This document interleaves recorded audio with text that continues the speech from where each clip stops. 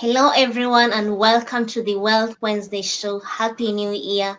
We hope you are here. Your year has started amazing and that you are keeping safe and you are in good health wherever you are. Today, we are so excited to be bringing you the first episode of the Wealth Wednesday for 2021. And we have a very amazing guest in the house. He has vast knowledge in the field of finance, especially for couples and relationships. But before we can give him the platform to introduce himself, I'd just like to remind you that it's important for you to subscribe to our YouTube channel and turn on notification so that when we go live or when we upload a new video, you'll be the first person to watch, as well as ensure that you share this link to your friends so that they can as well get to acquire money and business skills at a go.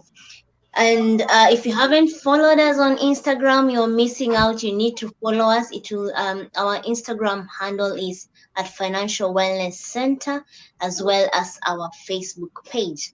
So as we mentioned earlier, the topic of discussion will be how to overcome financial incompatibility, or you can say financial mindsets and relationships. We've seen a lot of people who have been who have been in relationships, but due to financial incompatibility or because they have different financial mindsets, they are not able to really have a rosy relationship. So, for that reason, we've invited Mr. Adam Cole to join us so that he can try to explain to us what is the correlation between financial mindsets and the relationship. How does it affect, and how can one overcome so that you don't become a victim? So, Mr. Adam, we're so happy to see you and be with us and to have you on with us on the show. Kindly have the platform and introduce yourself to our audience. Well, thank you, Sheila, for having me. First of all, it's a pleasure to be a part of this. And yeah, this is a extremely important and challenging topic. I mean, there's a reason, excuse me, there's a reason this is regularly one of the top causes of stress, fighting, and even divorce for couples. So I'm grateful to be working on this topic and to be able to talk with you and your audience today. So I'm a couples financial coach. And what that means is I work with couples who are typically in the space of financial uncertainty. They might be feeling overwhelmed. They might be avoiding their finances. They might even be arguing about them or have argued in the past. And I help you to gain the clarity around your finances and to learn how to get on the same page and communicate effectively about your finances to reduce that anxiety and any arguments and instead end up with more clarity, peace of mind, and teamwork around your money. And I ended up doing this, and I'm sure we'll get to all of this, but I've had this kind of strange, trying different things out kind of career and educational background, but I realized it was all Mhm. to lead me to this moment. So I studied economics as an undergrad, worked as a financial advisor, then went on to law Mhm. school at Duke and got my master's in tax law at New York University, and ended up becoming a community organizer and a certified mediator and a coach. And 3 years ago, realized, I have this unique skill set. And I've also been divorced myself, so I know that pain. And I said, Mhm. I think I can make a real impact in this area, bringing together the Mhm. mediation coaching side of things with the financial advisor, tax lawyer uh, knowledge and sensibilities. And it's Mhm. turned into this couples financial coaching business and my Pathways to Prosperity flagship programs, where I help couples go from that place of uncertainty, anxiety, avoidance to a place of clarity and confidence and have a financial plan. Not only have a Mhm. financial plan, but one that reflects each partner's priorities and values, and that couples have the skills to Mhm. talk about things when they go off track. or to make adjustments when life throws you a curveball, as it inevitably does, right? Not just to hand you a financial plan, but so that you Mhm. understand the process of putting one together so you can update yours as needed, because life is always in change, always in motion. That is very true. Life is always a motion, and when people come together, they are coming from different backgrounds, different cultures. They were raised up differently, and so is the money habits they acquired. So they need to find a balancing point where they can both agree on something. So which is what is lacking in our current generation. People talk about everything else. They talk about movies, they'll talk about what they like, but they don't sit down to talk about money in as much as they are in love or they've chosen to spend their forever with their better half. So we've seen that resulting to a lot of conflict among people, especially those who are married and those who are just in a relationship. And you find that even something that would have ended up to be a good marriage or relationship, it's cut off because they cannot communicate, they do not speak the same financial language. Most people say you need to know your love language, but I always say, if as much as you know what your love language is, you also need to know what your financial language is, and also know the financial language of your partner, so that you can be able to partner it up and be able to you know have a glorious relationship. So without so we can dive in right away. Maybe you could try and tell us, what is a financial mindset, and what does it mean to say that you are financially compatible or you are financially incompatible? Yeah, it's a great question. A lot of my clients say, Mhm. "Oh, we have financial incompatibilities," or, we have different values around money. Excuse me, I'm not sure why I got the coughing. Or we have different mindsets around money. And I'm always curious. The next question is, well, what does that mean? Why do you think that they're different? As in, not how did you get to that point, but what about your mindset versus your partner's leads you to believe that they're different or incompatible? And people have all different kinds of answers. But the good news is everyone is compatible in some way, right? I'm willing to bet that you and your partner both want to live your best lives and both want to have successful relationship and both want to be happy and fulfilled, right? So at the very Mhm. least, presumably you share that. And sometimes that foundation is really all you need to get the conversation rolling. Now, the key is going to be to recognize, to bring that humility to say, I am different than my partner. This is not about right or wrong. Our goal is to achieve our goals individually and together. And what can we do to help get there?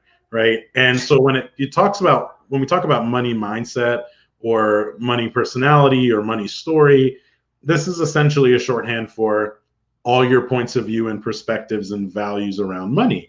And this is usually acquired from how we grow up, what we see in our family, what we see in the media, lessons from our religious community, from our cultural community, places like this, past experiences that we've had.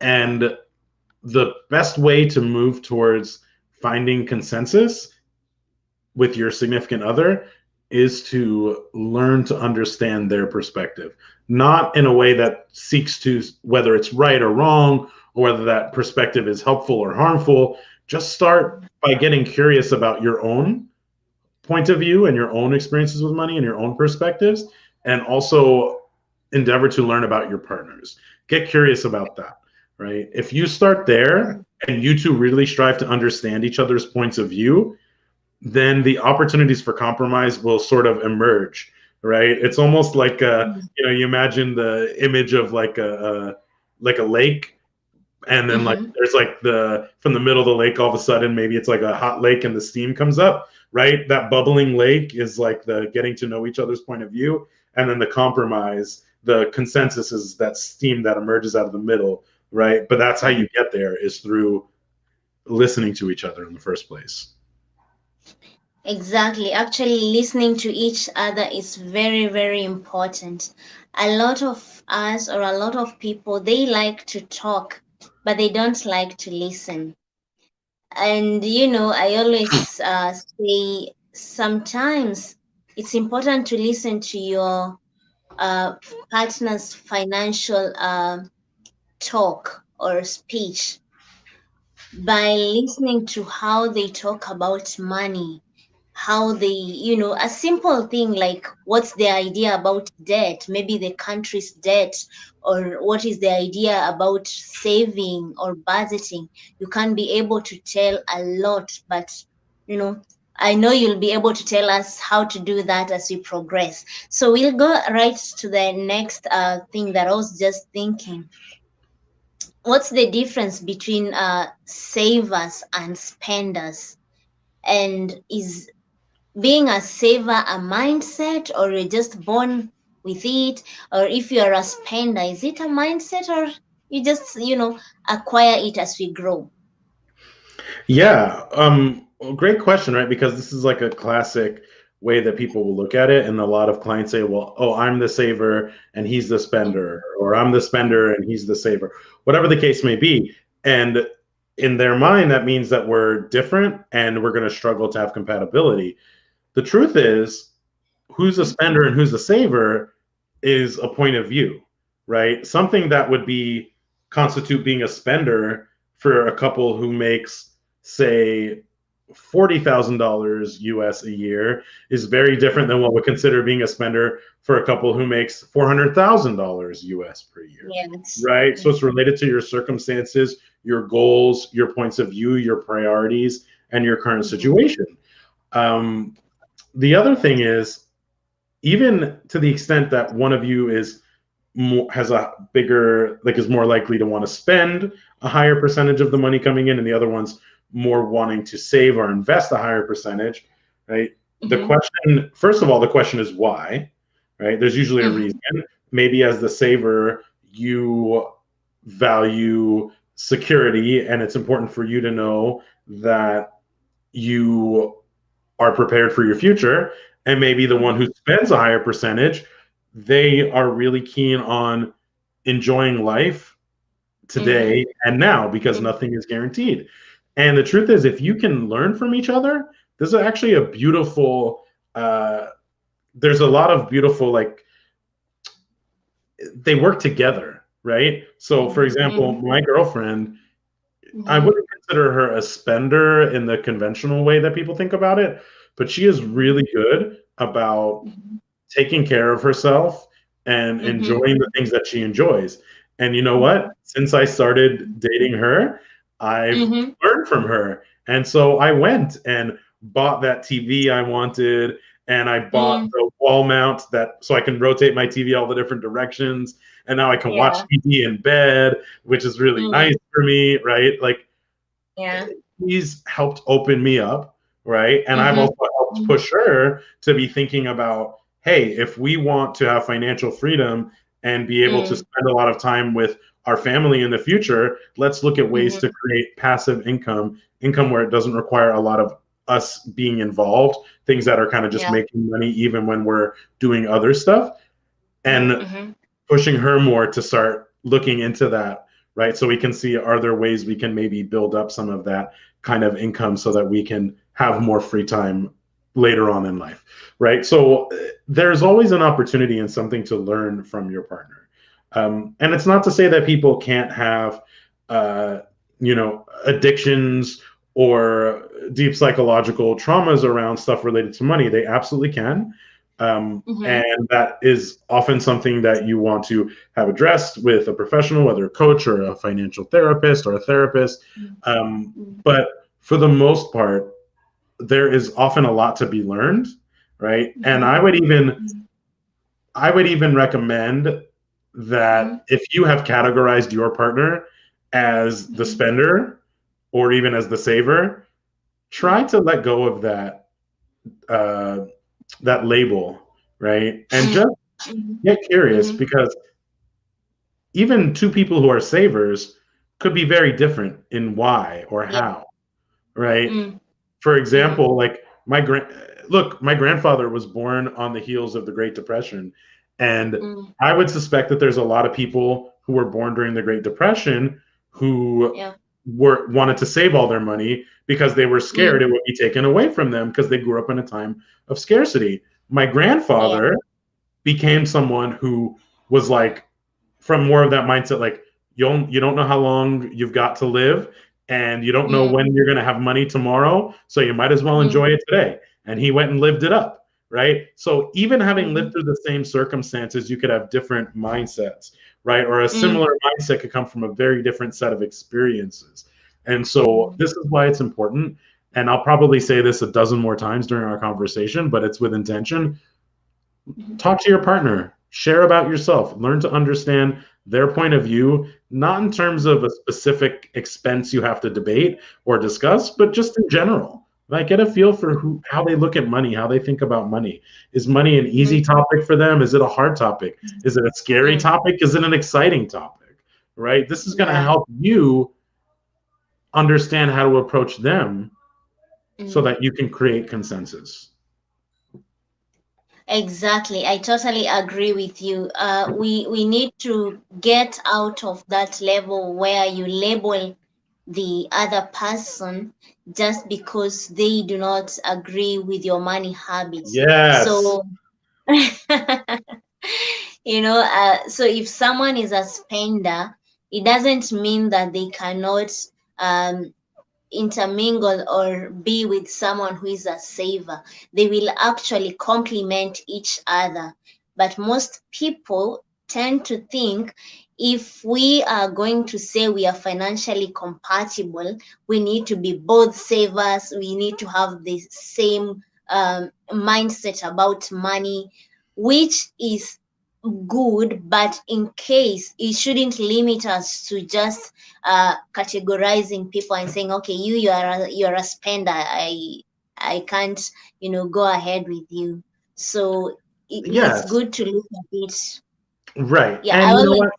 And Mm-hmm, there's a mm-hmm, way to be someone who likes to spend and enjoy life, and who does it mm-hmm. with from a responsible place and within their Yeah. means, versus someone who Mm, spends in a way that gets them into a treacherous and difficult financial situation, right? So mm, I totally agree with what you said, and also I want to draw a distinction, which is like early in a relationship, right? And as mm-hmm, you said, mm-hmm, you listen to the way someone talks about certain things, and you pick up little mm, hints.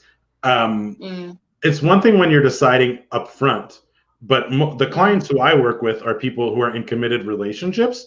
So they've chosen mm-hmm. this person. I want to be with this Yeah. person. We're living Mm, together. We're engaged. We're married. Um, mm, but money's a tough topic. So I try to figure out, mm, I help them figure out how to find that sweet spot, right? That middle mm, ground between the two of them. mm, And it's not middle mm, ground like it's halfway between us, but just how can we yeah. understand each other and actually work Mm, together in a way, like you said, that complements each other. perfect. And with that said, I would like to encourage our audience, if you have any question or any concern regarding money, mindset, and relationship, feel free to write us in the comment box, as well as you can send us a hi and tell us where you are watching us from, so that we can be able to take them up as we progress. So, Adam, there's this. I know most couples make mistakes. They've made a lot of mistakes, but what's the number one couple's money mistake that you have encountered through your sessions with the clients that you are always handling? Yeah. Especially for couples where money has been a challenging or tense or scary topic, the biggest Mm-hmm, mistake I see is that they'll try and go straight to the numbers, try and create a mm-hmm, budget right away. Um, mm-hmm. and the problem is that when you don't understand your partner's point of view and perspective, your Yeah. budget, it's likely to create an argument. When you don't have Mm-hmm. goals, like clarity Mm-hmm. around your financial goals and priorities, then you're likely to create a budget that either feels too restrictive or Mm-hmm. too like loose, right? It's Yeah. the work that I take my clients through and then I encourage everybody to do is learn each other's points of view around money, get clarity on your Mm-hmm. current financial situation, figure Mm-hmm. out where you want to go, what are your goals, and then Mm-hmm. based on this is where we are, this is where we want to go, then figure out how do we bridge the gap? What does a plan look like on a daily, weekly, monthly, yearly basis in order to get from where Mm-hmm. we are today to where we want to Mm-hmm. get to in the future? Exactly, especially getting people who are in a relationship or couples to set goals together, especially Yes. financial goals. It's very, very important because you find that person A has her own goals, the other person has his own goals, but they come to find that they have things like bills. You cannot say like, okay, I'm gonna pay this side of the house and you're going to pay this side of the house bill or house rent. No, you it's something you'll have to come together and pay it, or one person will have to do it. So if you do not have a goal, I've seen that it ends up with one partner feeling like the other one is hiding something from them just Yes. because they did not share the goal, right? Yeah. It's funny. You remind me. I grew up watching Full House, and there's an episode Mhm. where I think it was Michelle and Stephanie share a room, and they literally put like a line of tape down the middle of the room. It's like, this is my half, this is your half. Don't come on my half, right? This doesn't Mhm. really work in marriages because Mhm. we're looking for a deeper intimacy with our partner, right? And that Yes. feels usually when people are that strict in their mindset, it's Mhm. often because of some sort of fear or anxiety around Mhm. money or around combining money, right? Yeah. Some sort of stuff that hasn't been resolved. Mhm. And listen, what I'm saying is not that you have to combine everything. I know Mhm. successful couples who have separate accounts, but they feel Yeah. good about that they have separate accounts. They talk about money. They appreciate that Mhm. this is the best. They've thought through it and realize this is the best path for them. Mhm. And Mhm. it doesn't mean that you have to have exactly the same financial goals, right? Yeah. I could have one Yes. financial goal. My Mhm. significant other could have an individual goal that they have. So you could have a Yeah. mix. I have some Adam goals, and then Mhm. there's some Sheila goals, and then there's some Mhm. Adam and Sheila goals that we have together, right? Correct. And we Yeah. could even have some joint money for our joint goals, right? Mhm. A joint account that works Mhm. toward our joint goals, and then a Yeah. separate account where that's mine and one that's yours, and we can use that toward Mhm. whatever we want, right? That's also fine. You Mhm. could do any setup you want. The key is, Mhm. do we feel like we understand each other? Do we feel like we're Mhm. partners in this? Do we feel like we Mhm. have a plan and a structure that makes sense so that we can actually achieve our goals and do it as a team? Right? That's the key part. Exactly. And with that said, I also like think maybe you could tell us what are the top love and money myths, because there has been a lot of stories, a lot of ideologies going out there. I once saw someone wearing I think it was a t-shirt, and they were like, no money, no love. And you're like, okay, how is money and love connected?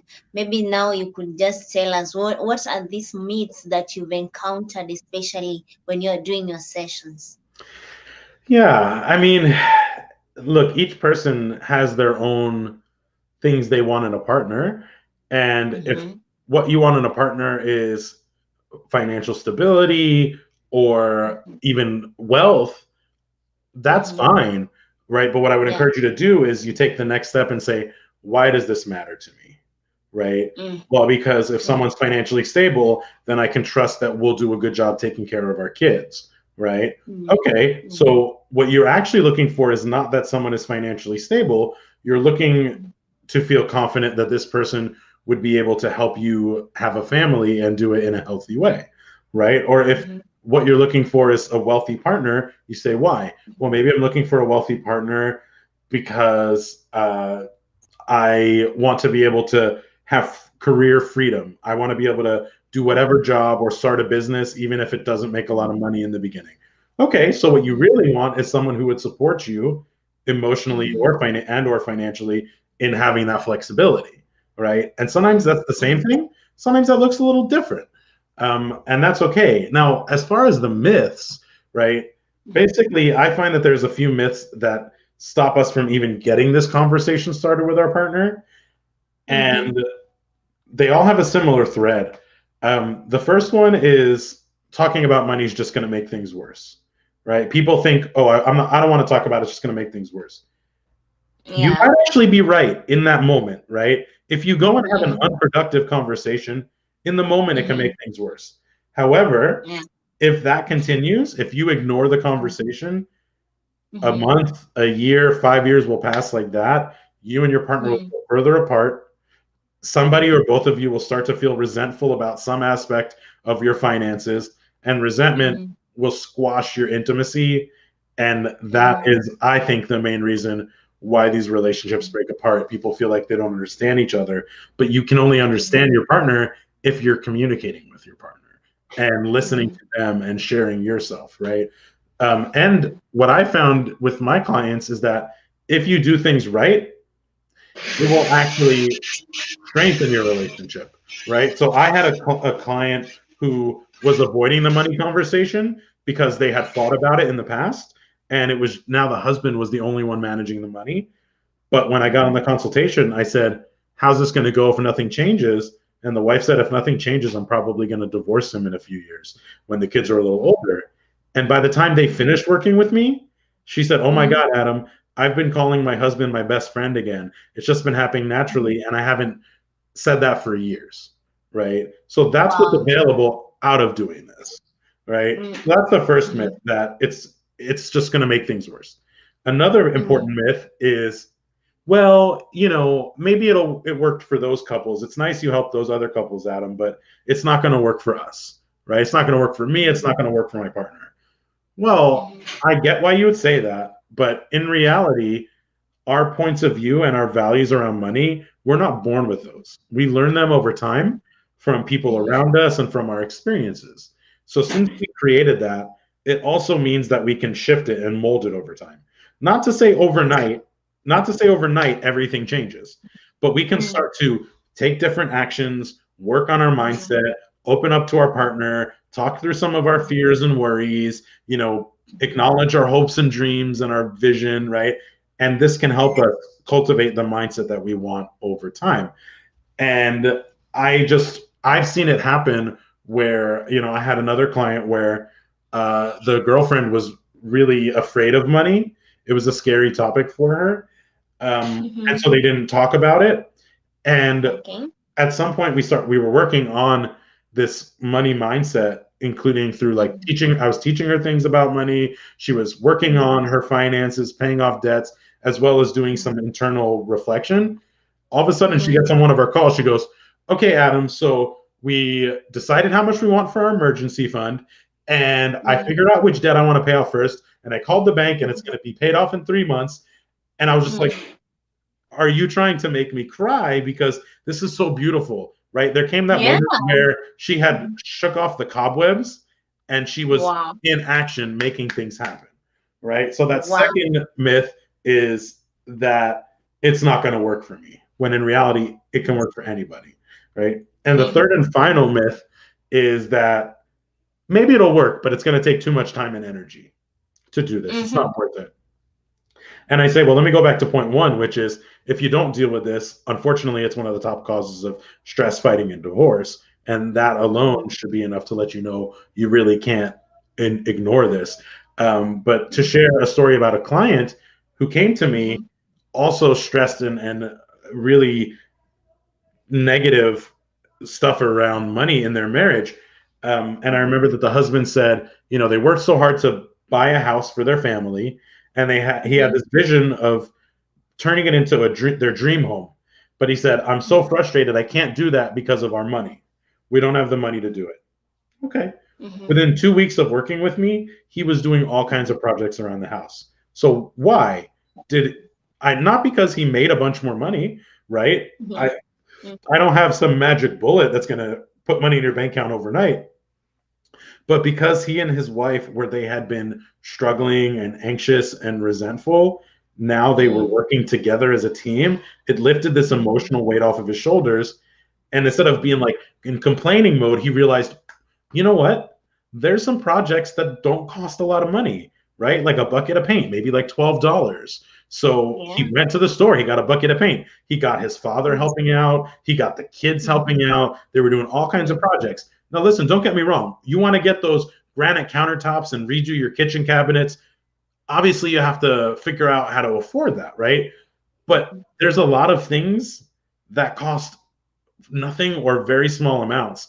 And when he was freed up of the emotional side of it, Mm-hmm. then all of a sudden he was doing those projects, making this house into their dream home, right? So if you're holding on, if you're out there holding on to it's nice, but it's not going to work for me, or Mm-hmm. it's just going to make things worse, or uh, it's not worth the time and energy, I invite Mm-hmm. you to reconsider all of those. I'll say I'm going to assert from my point of view each of those perspectives. While I get why you'd have them, they don't Mm-hmm. stand up to scrutiny. They're ultimately not true. And by stepping into this conversation, so much beauty, so much intimacy, healthier finances, stronger relationships, feeling better about how you're what you're teaching and modeling for your children, right? The raises at work, starting new businesses, improved confidence, right? From diverge of divorce to best friends. These are the kinds of results my clients are Mm-hmm. getting. They're starting new careers, they're leaving careers that didn't work for them. They are planning for their retirement. They are getting their future in order. They're able to buy their dream home, they're able to expand their family, right? Have another kid or have their first kid because they Mm-hmm. have this really essential piece in order. I totally agree with you, Adam. Actually, I always say that money is a mindset before it's, we get the mindset first before the assets. Now, if your mind is always negative, if your attitude towards money is always negative, you have this inferiority complex towards money. You think that it's not for me. There are people who are made for that. It will take a long time for me to see results, or I just need more. Sometimes you don't need more money. You need to change how you think, how you feel towards money, and how you speak about money, especially to those that are close to you. Once Yeah, you change, once you change the inside, then the outside starts to, it starts to work for you. yeah. And Um, I mean, listen, mhm, as someone, I did not work for a full year for over 12 months and lived off mhm, of my savings so that I could mhm, do activism and advocacy work. Um, mhm, and I don't regret it because I learned a mhm, ton, right? But I get mhm, the sense that like, we have a duty to give back and that like, money can sometimes be associated with greed or people can do mhm. not good things with their money. But as Yeah. I've gone on, I've realized, listen, our ability to take care of ourselves and our families is very important. Just Mhm. because if I am doing something that is providing value to other people, Mhm. it's not hurting the econ, right? Like I get paid for my coaching, but my clients Mhm. also improve their lives and end up in stronger financial situations, right? If Mhm. anybody gets hurt, maybe it's those predatory companies who like to give loans at like 40%, payday loans Yeah. or, high interest credit cards and take advantage of Mhm. you, right? But I'm sorry, Mhm. I'm not worried about them losing revenue or going out of business, right? I'm more Mhm. interested in individual families being able to fulfill on what matters to them, right? Whether that's from Mhm. a career perspective, a family perspective, a retirement Mhm. perspective, whatever your goals are, I want to help you achieve them and achieve them in a way that where you get to also have the love you deserve with you and your partner, as well as the financial success. Exactly. In this industry, having been in this field, I've come to realize that the impact you create is more important than the money you make out of people. When you personally, for Financial Wellness Center, our fulfillment comes when a client comes back to us and says, you know what, after taking your sessions, I was able to get out of debt. You know what, after taking your sessions, I've been able to now budget and take control of money before money was taking control of me. That is where we can say we are achieving something, not just about the money we are getting from them, but how are we changing your life?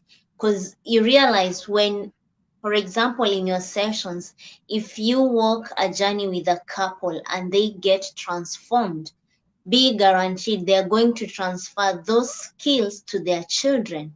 Imagine how many generations you've already impacted, many generations. So, And you know what, Sheila? I actually had a client mhm, who got so passionate about the work we were doing, and they told their pastor at their church. And so the mhm, church wanted to do this program called Financial Peace University, which is a Dave Ramsey's mhm, program for families on how to achieve financial peace. And so mhm, they were originally hoping to have maybe like, 5 or 6 people participate, but the mhm, priest saw an opportunity and he said to my client, I want you to be the ambassador. Like, I want you to go up on the altar on Sundays and, talk about how it's been for you, what impact it's made on your relationship and family and spiritual growth to do this work around your finances. And so he would go up there. Remember, they were expecting about 5 people. If I mhm. recall correctly, they got like 26 or 27, right? So I'm Wow. at so like a dozen families joined this Mhm, program. So that mhm, impact that I was able to make with that couple now impacted mhm. another dozen families, and who knows how far Exactly. all of that's going to go, right? Yeah. And so what a beautiful thing. And I believe that as people who are out to do good, I believe in finding a way for us to be compensated and live our most abundant lives while also helping other people do the same thing. And, not from this like, I'm going to help you get rich quick overnight, or I'm going to get you a better return on your investment that no one else can get, because those things Mm, they give you anxiety, and they're often not telling the full truth. Um, mhm, no, my goal, I'm kind of your Sherpa. I'm your guide to help you get where you want to go. Right. And I use all my skills and all my background to help facilitate mhm. that process.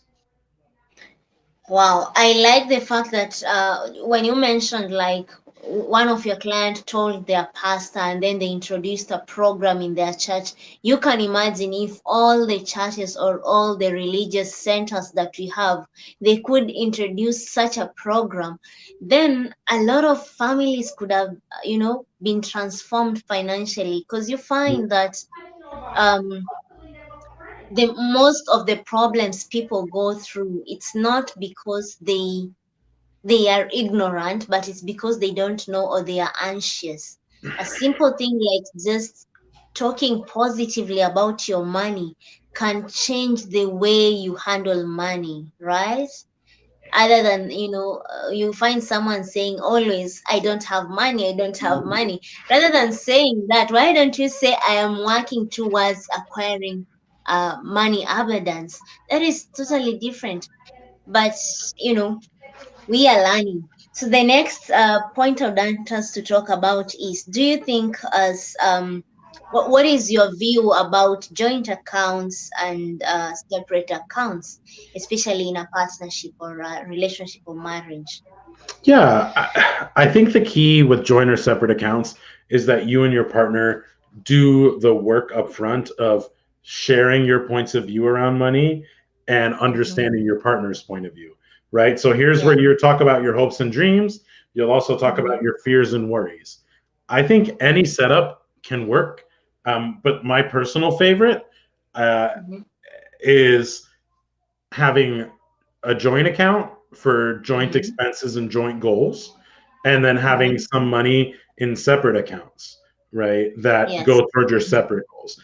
and Mhm. how you want to split it up, whether you both put in the same amount to the joint account. A lot of couples will Mhm. do a percentage, like I'll put in Mhm. 50% of what I'm earning into there, and Mhm. you'll put in 50% of what you're earning, because Mhm. partners might earn different amounts. And there's so many different ways you can do it, but I like that option because it Mhm. promotes working together as well as giving you Mhm. some freedom and autonomy. But listen, Mhm. for those who are listening, don't just say, Mhm. "Oh, Adam said this, so we're going to do it." Right? What I would say is sit down with your partner and talk about a few different options, and how Mhm. do you feel about this option? What are some advantages Mhm. of this option? What are some disadvantages or concerns you have about it? And then sort through Mhm. them and try Yeah. something. And then try it for a Mhm. few months. And then after Mhm. maybe 3 or 6 months, sit back down and say, what did you like about this? What did you not like about this? What do we want to Mhm. change or adjust? Right? There's no Mhm. one way. And you can always, just like anything else in life, you can grow over Mhm. time and become Mhm. more effective over time. Absolutely. I totally agree with you. What works for Adam and his girlfriend may not work for you and your wife. So, the most important thing is learning to have that financial communication first. Because, as you said, you will need to sit down and talk about it. And this leaves me wondering, these couples who don't talk about money, how do they? Because money is a daily tool that we are using. Every day you have to either touch money electronically or physically. We have to use money. So people who do not talk about money, I'm always left wondering, what kind of system do they have, especially knowing that this person you're going to spend your forever with, there are certain things you need to really ensure the communication flows. So Yeah. you have something to add? Yeah, for sure. I mean, I think there's Mhm, a few options. Sometimes mhm, people have no system, right? And they're just mhm, kind of going willy nilly. Maybe they mhm, invest in their retirement accounts, but they just do mhm, it based on some advice they heard from their parents or on a podcast or from a friend they trust, right? mhm, And sometimes one or both partners have a plan, but it's their own plan mhm. rather than Yeah. like a joint plan, right? And again, a joint plan can Exactly. have certain separate aspects to it, but the Mhm, bottom line is you're working as a team towards your goals. To like you're doing this together in partnership. So yeah, I mean, if you're not talking about money at all with your partner, unfortunately, mhm, you're probably headed down a treacherous path because, like you said, we do use it as a tool every day. And so, if you two are not mhm. communicating about a daily occurrence, I think it's not hard to see how that can create challenges to your Yeah. quality of your relationship down the road. All right. So, the best thing you can do today is just get that conversation started. Just get it going, right? There'll be discomfort, there'll be kinks to work out, but just get it going, just get it rocking. Maybe you could say how to a couple that is watching us out there, and maybe they've never had money conversation together. They've never sat down to, speak about money. As a coach, as a financial coach for couples, maybe you could say, how can they start such a conversation? Because remember, this is a conversation that is very difficult to start, especially if they've been together for so many years and they've never spoken about it. Then out of the blues, maybe the person has watched this video and then they're like, okay, let me go and tell my partner about it. How can they do that? Yeah, great question. Well, first, so I have a quiz that's called Mhm, the couples to find out your couple's money personality type, which is essentially mhm, how is your relationship with your partner around money, right? So you can mm, go take that quiz, and based on how you answer the questions, I'll mhm, give you one. You'll be one of four types, and I'll explain mhm, to you the particular challenges of that type or benefits of that type, the talk about mhm, some of the emotions you might be experiencing, and then I'm going to mhm, give you a free tool that helps you get mhm, from wherever you are to the next mhm, level, right? So for that quiz, it's at one of these bit.ly links. So it's bit mm, period ly slash love money quiz, but it's a capital L for love, capital M for money, and capital Q Mhm. for quiz. So bit.ly/ love money quiz with the first letter of each word capitalized. But in general, right, I think there's a couple of quick tips I'll give. Number one Mhm. is to, if you're watching this video, you're realizing the importance of this conversation. You can go to your Mhm. partner and say, listen, I've been thinking about money lately. Maybe if you've been feeling a certain way, like I've been feeling kind of anxious, and Mhm. I realized that I haven't, made sure that we're talking about this. So, like, Mhm. when's a good time to get this conversation started? Right? When's a good Mhm. time? Because we need to have this conversation. This is like the subtext. You don't have to say this to them, right? But it's like, Mhm. this is an essential conversation. So when's a good time to Mhm. have it? It's not a can we have this? It's when's a good time, Mhm. right? Um, It's and not can we talk? it's not what? It's not like we need to talk. If you go and tell someone we need to talk, immediately you introduce anxiety to that person. Like, Yes. what are we about to talk about? Yeah. Yes, and what one of the things you can do here, right? You can share your feelings, like, I've been feeling anxious. You can say why, because I realize we have these big goals, and I don't know if we're on track, right? You take Mhm. responsibility. You say, I'm sorry that I haven't brought it to you sooner. So I've been feeling this anxiety and resentment. I didn't tell you. But the most important piece is like, I love you. I am so excited about the life we're building, and I know that Mhm. finances are going to be an important part of that, right? So Mhm. when can we sit down and talk about this? Because I think if we get on the same page and we're doing this Mhm. thoughtfully, we could achieve our goals a lot sooner, right? And we can make progress way faster, right? So let's Mhm. do this, right? It's like you're not saying there's something wrong with them. You're really coming at it from Mhm. a point of view where it's you and your partner taking on your Mhm. goals and achieving what Mhm. you want to achieve, right? Create it like that, and it's a whole different conversation. Oh, he wants to talk to me about money because he is wants to spend his life with me and have like a great life together. Okay, I might Mhm. be a little nervous, but I'm willing to try, right? Mhm. Yeah. And then just the other tip is you can really start by just talking about what were your experiences with money growing up. That's a simple Yeah. question, an open-ended Mhm. question that you might be able to talk for a while for, and it'll lead to more Mhm. questions and more discussions. And like I said, don't worry about getting to the numbers or making a budget right away. Will we get to Mhm. the Mhm. numbers? Absolutely. But for now, just broach the topic. Just get it going. Just get the conversation moving, right? Grease the Mhm. wheels. And that once you're having that conversation, you'll start to feel Mhm. safer talking about money so that when you actually go and talk about the dollars and cents, the actual numbers, it will feel much Mhm. more safe and secure because you've learned how to talk about it and you've built that trust that, okay, we can talk about money and it won't be a disaster. And in fact, it might even feel good at the end of the conversation. Yeah, yeah. Actually, the goal is it needs to lead you at the end. You both need to feel good after the conversation. If That's the the goal. if we get in the conversation with the idea, because what I've seen with most couples who come to consult with me is they come with the ideology that I want to end being the winner or the one who knows this that my partner doesn't know, which is a very wrong approach when it comes to having financial discussions. You need to get in there with the goal that at the end we want to feel good about our money because we are working hard for it. So to the audience, in case you have any question, feel free to write it up right away. We are in the middle of the session and we secure some time to just take up your question, as well as if you have any feedback you can feel free to share with us in the comment box below. So Adam, what should we be doing with our money during the pandemic, especially when people are in a relationship? Maybe they are asking themselves, we can agree the pandemic has come with a lot of challenges.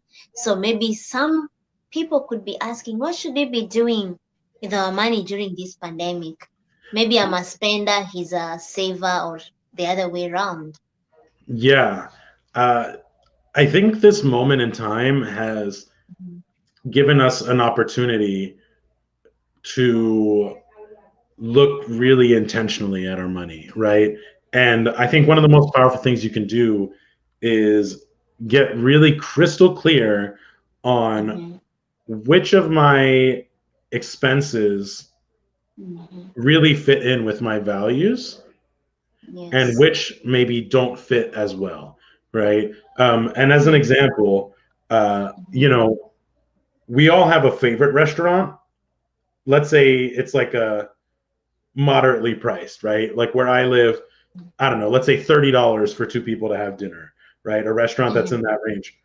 We've all been to Mhm. ones like that we love, and ones Mhm. where it's just okay, but occasionally we just want something easy, and so we go there, right? So this might even mean that you spend more money at the place you love and less at the one that's Mhm. just okay, right? It can look all different kinds of ways, but really getting clear on what are your priorities, what are your values, what are the expenses you have, and why are they a good fit, or if they're maybe not necessary, are they things that are Mhm. worth the money, or are they maybe not worth the money, right? In Yeah. general, I recommend during any period of uncertainty being Mhm. a bit more conservative with your spending than usual, Mhm. just for safety's sake. And I also think that right now there's a lot of value to holding on to your cash Mhm. because it's a lot easier to spend from your own account than it is to try and go get a loan, right? It's very hard to get a loan for your living expenses, for example. That's what it ends up going on a credit card, and they charge you Mhm. 25% interest, right? Mhm. So some Mhm. people have gotten excited during this time. For example, there's no Mhm. interest being charged to student loans, and so they want to go and Mhm. pay down as much of their student loan principal as they can. And that might make Mhm. sense depending on your Mhm. situation. But also Yeah. consider that having that cash provides a really valuable safeguard during a time where Mhm. the global economy is Mhm. still in an uncertain place, right? So I think it's a Yeah. balancing act. You want to look at how much money do I have saved up? What are my typical Mhm. expenses? How secure Mhm. is my job, right? Mhm. How Mhm. likely is it that I might need a lot of money for something, God forbid, like a big medical expense or a big home Mhm. repair or needing a big Yeah. to get a new engine in my car, right? Kind of look at Mhm. those things and balance them out and then figure out Mhm. based on that, okay, how do I want to handle my finances? And Mhm. don't be afraid to try something for a month and seeing how it goes. Okay, normally I spend $500 a month on takeout, but I'm going to try to this month to keep it to 200, and you do Mhm. it and it's great and you keep doing it, or you do it and it's horrible. You're like, okay, do we want to go back to 500, or maybe we could try like 350? It's all little experiments are so powerful because you don't have to do these Yeah. things forever. Say, hey, let's give Mm. this a shot. Let's see how it goes, right? And Mhm. then you Mhm. reevaluate. And this is the thing: if you Mhm. learn how to have conversations about money where you Mhm. leave feeling good, as you said, Sheila, then you don't Yeah. mind. You're not desperate to figure out one plan forever and never have to talk about it Mhm. again, right? It's like, Yeah. oh, well, let's try Mhm. this out for a month or two or three, and then we'll talk again Mhm. and see how we felt about it Mhm. and continue to Mhm. update and refine the process, just like we do with Mhm. pretty much anything else in life. Absolutely, absolutely. It's I usually say it doesn't hurt to try. Try, especially when it comes to money principles and money ideas. It's good to try, but don't be stuck on it. You can only learn when you try.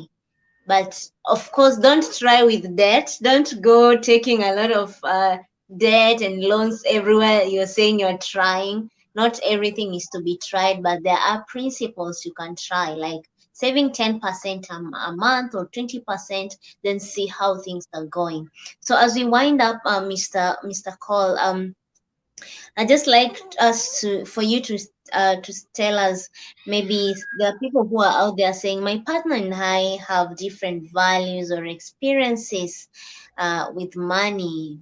We've seen maybe one partner has had a very very bad experience with money, while the other one has been okay, or one partner is financially literate, like the person has really invested in himself, but the other one has no idea about financial education or anything. So what can they do about such? Yeah. I mean, here's an exercise to try. Mm-hmm. You say to yourself, I love my partner, I'm committed to my Mm-hmm. partner, and I want to support my partner. Therefore, when it comes to this area, I want to do blank, right? And fill in that blank. I mean, imagine if you were living with your partner, you get married, you're Mm-hmm. living together, but they've never lived on Mm-hmm. their own, right? Maybe they were living at home their whole life. And maybe Oh yeah. they didn't know how to cook or take care of a home or pay bills. Mm-hmm. Mm-hmm. You know what you would do, right, is to teach them things and to tell them why it's important that they pitch in and learn how to hold each other mutually accountable, right? The same thing here with money, right? Like have that conversation, see where you can support each other's growth and go from there, Mm-hmm. right? My girlfriend is an expert in different things related to, she knows more than I do about different kinds of investments, right? Mm-hmm. I know Mm-hmm. more than she does about managing day-to-day finances and communication Mm-hmm. around. So we Mm-hmm. teach each other, right? It's that back Yeah. and forth. So come at it Mm-hmm. from that like perspective. We call it like what is it? This fancy word for is like magnanimity. Like just trying to be like coming from a place of being generous and giving with your partner, right? If it's Mm-hmm. something where they're strong and you're weak, ask for help. Mm-hmm. If you're Yeah. strong and they're weak, ask how you can Mm-hmm. support them, right? Yes. Mm-hmm. And sometimes we're embarrassed to say it directly, or we're worried Mm-hmm. about looking stupid or making our partner feel stupid. So we try and like do it like with these little like here and there, like a little let me ask you this question, which is really a leading question, but I'm going to pretend it's not. I am not a fan of that crap. I'm a fan of saying, Exactly. I am a Mm-hmm. fan of like, listen, I know that you don't have a lot of experience with money, and I know that I do. Mm-hmm. I want us to work together Mm-hmm. as a team, and I want you to feel Mm-hmm. confident and capable. Mm-hmm. So like, Mm-hmm. let's work on this together. What do you say? Right? Like, don't try and be cute with it. Be honest. Or like, listen, I feel like you know a ton about money, and I'm kind of Mm-hmm. embarrassed that I don't know as much as I think I should. Can you help me? Mm-hmm. Don't try and like be so just say what it is, right? And I recognize that takes some courage, but I always like to say fear and courage are not mutually exclusive. They can exist at the same time. Yeah. You can be Yeah. afraid. There's that quote like Mm-hmm. feel the fear and do it anyway, right? You might be Mm-hmm. nervous or feel a little bit of shame around your money. Doesn't matter. Go ask your partner for help anyway if they know more. And if neither of you know, then go learn Mm-hmm. together, right? I mean, some of my clients, one person is an Mm-hmm. expert in finance. I've even had clients who work in personal finance for a living, right? But they don't necessarily Mm-hmm. know how to do the communication and get on the same page part, right? And figure Yeah. out their joint goals. Um, Mm-hmm. if one of you is an expert, take advantage of that. If neither of you know, Mm-hmm. work on it together. And like I said, I've had clients anywhere from one's a finance expert, or Mm-hmm. both of them feel like totally lost when it comes to finances and they're super Mm-hmm. overwhelmed, right? And so that's Mm-hmm. where increasing your knowledge and Mm-hmm. keeping yourself accountable to continuing to work on your finances, that will help you work through all of those challenges and turn it into a habit. Absolutely. I really like the fact that you said it's important to be honest and have the mindset of working as a team. You don't need to ask leading question, ask the question. Then it will help bring it will also create this uh comfort in your partner. Because if you ask a leading question and they answer it wrongly, it means you'll not go ahead. You'll have to divert the conversation. I would say like Adam, we would continue and continue with this conversation because it gets more and more better as we progress. Maybe as you wind up, maybe you could tell us what is your opinion about financial accountability partners. Do you think that as if people are in a relationship or they are married, is it necessary for their partner to be their financial accountability partner, or they can get someone else who is not in a relationship with them to be their accountability partner? Well, if you want to have someone who's not your significant other be your Mhm, financial accountability partner, I mhm, want you to ask yourself, why do I want that? And be really honest. If the reason you mhm, want it is because you're afraid your partner's going to control you, or you're afraid they're going mhm, to judge you, or afraid it's going to mhm. be an uncomfortable conversation, that's a do not do it for that reason, right? There It's might a be a red. it's a yeah, exactly. There might be a good reason, but I think the Mm, simplest and cleanest way to do it is for the two mhm, of you to be financial accountability buddies. And mhm, there's no shame in needing a third party, right? This is part of mhm, what I provide for my clients is that mhm, they have work to do between our sessions and they come to mhm, the next session with their work mhm, done or not, and they know that they're like basically reporting to me, but I help them mhm, get comfortable with that process of accountability and taking action. And then mhm, when they're even if they're no longer working with me, they can kind of mhm, continue that process. So long story, just to summarize, if you want it to be someone other than your partner, figure out mhm, why and see what you're if you might be looking to avoid something. I do recommend it being your partner, and there's no mhm. shame in having a third party support you through that process. Sure. Absolutely. I totally agree with you. Especially, I always recommend you need to make your partner your accountability partner. Because this is the person you're gonna spend the rest of your life with, God willing. So if you're going to get a third party, without the knowledge of your significant others, then it means there is a communication breakdown between the Yes. two of you, or there is something that is not just adding up, which shouldn't be the way. As Adam, you said, if they don't know, be willing to teach them. Everyone is teachable, trust me, unless they just don't want to learn, right? Amen. Anyway, with that said, we come to the end of the show. To our audience, thank you so much for being with us. If you have any question, just feel free to write, as well as Adam is going to give us his contact details, how he can be reached, just in case you might watch this episode later on and realize that you need to be in touch with him, or if we just want to see what he does and the work he has done out there. He will be giving us where his details and where you can find him. So, Adam, maybe you can go ahead and give us your parting shot and the takeaway for couples or married people, and share with us your contacts. Yeah. Well, first of all, thank you again for having me, Sheila. It's great to be a part of the conversation. I hope it's clear that I am passionate about this work. I love that I get to do it. So if you are curious, please do go ahead and contact me, reach out, find out more. As I mentioned earlier, to find out your couple's money personality type and get a free tool, you can take Mm-hmm. my quiz. It's at bit.ly/love money quiz, and the first letter of each word is capitalized. So bit.ly/love with a capital L, money with a capital M, and quiz with a capital Q. Uh, as well, my name, Adam Cole, KOL, that you can see here. You can connect with me on LinkedIn as Adam Cole, or my website is adamcole.com. And feel free to reach out. You can connect with me through there. If you're interested to find out what it's like to work with me, you can book a complimentary financial harmony consultation through my website. So thank you for listening. Thank you, Sheila, for inviting me. And I hope that I provided some value to everybody here today. Absolutely. You provided some deep insights. Personally, I've learned a lot from you. You know, you learn from people who've gone before you. As I mentioned earlier, you have a lot of experience in the field, coupled up with the various education background that you got. So I have learned quite a lot of things, and I believe our audience has learned.